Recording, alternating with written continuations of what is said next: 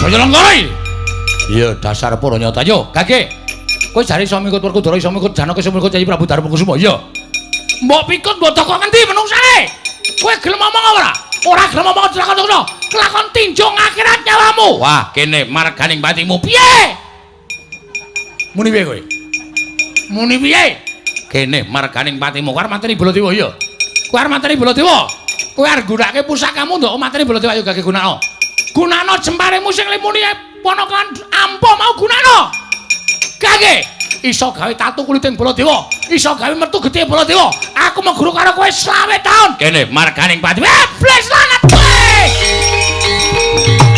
Oh, wah, menungso natasan. Ayo, halo.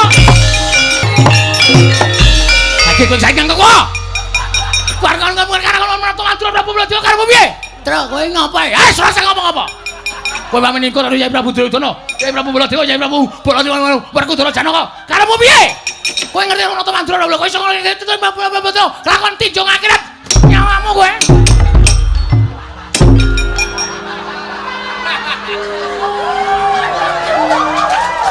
Jalan.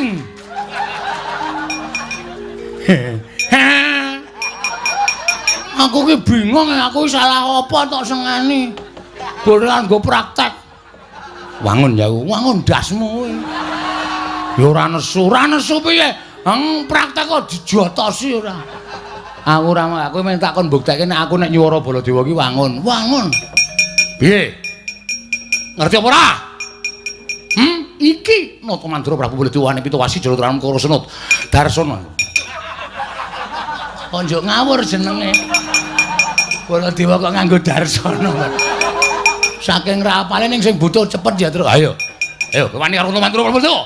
Ora mikir karo karo tinjung akhirnya dublak tungkak cangkemmu kowe. Nggon kono kuwi lho aku senenge.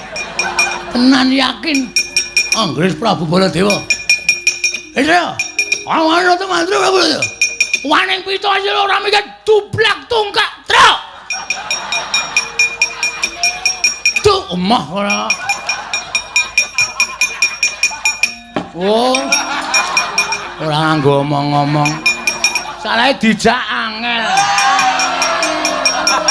Ning arep didublake kok angel. Gregeten tak limpe. Nyo kowe.